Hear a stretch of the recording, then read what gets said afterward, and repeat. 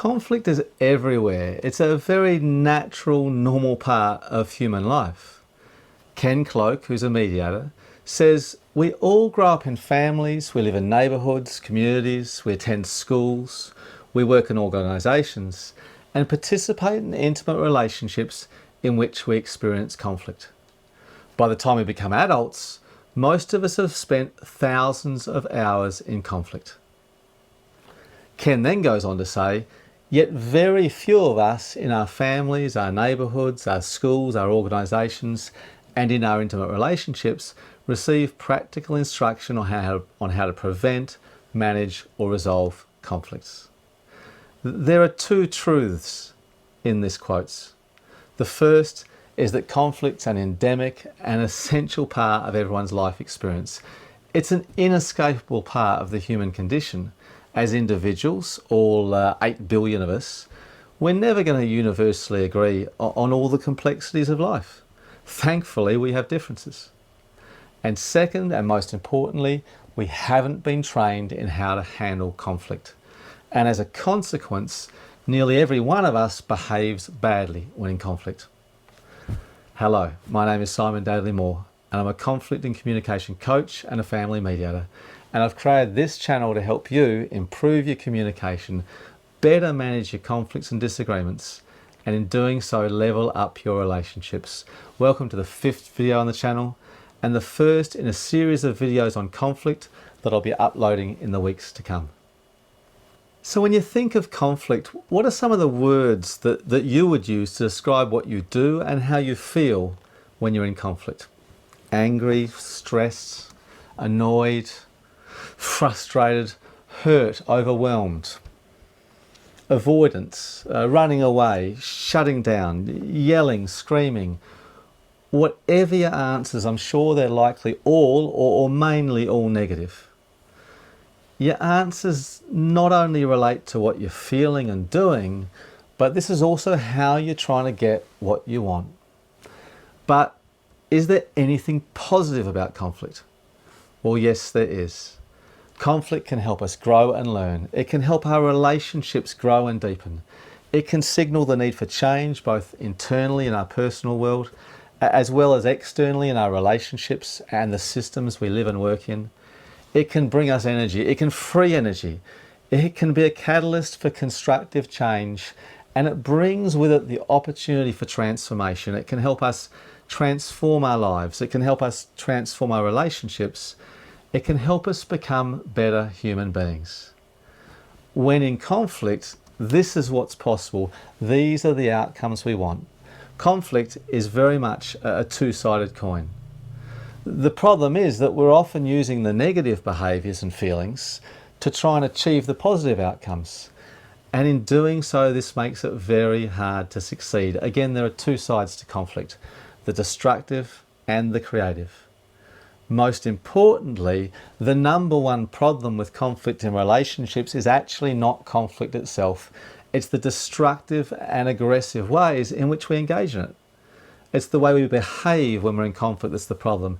It's the way that you behave when in conflict that's the problem. Conflict really does get a bad rap. Now, the key learning in this video is to begin to see conflict as an opportunity. In a previous video, I introduced you when you change the way you look at things, the things you look at change. And when you change the way you look at conflict, the conflict you're looking at changes. To help with this shift in your vision of conflict, at all times the question to ask yourself is this: what is this conflict, what is this situation asking me to either learn or accept or let go of? Years ago I met a guy. I want to tell you this story. I don't know his name, I never knew his name, I only met him once, but I definitely remember him. My relationship of 10 years had recently ended and I was in a difficult place. I was struggling. I was living with a huge amount of inner conflict.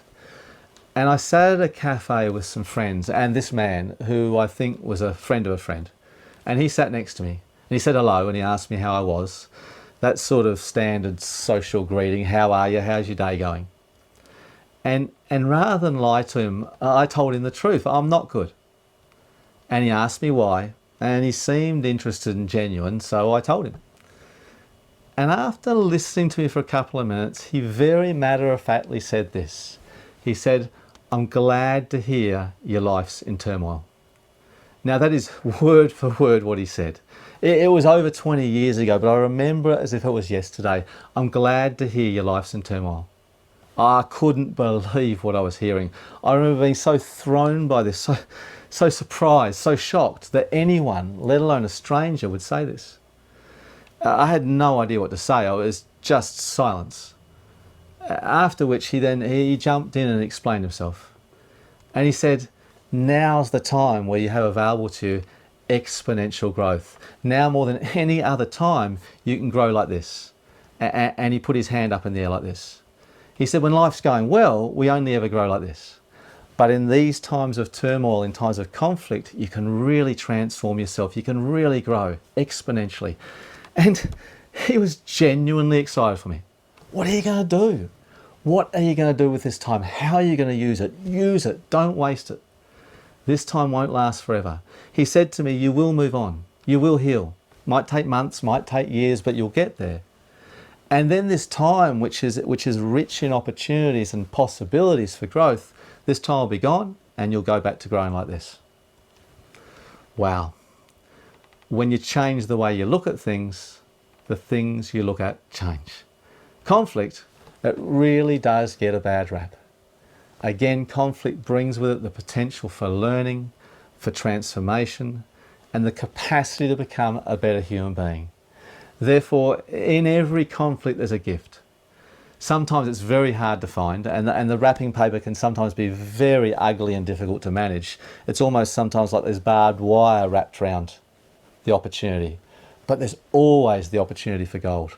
Always. What are your conflicts asking you to learn, accept, or let go of? Please, if you have any questions or stories, leave them in the comments below.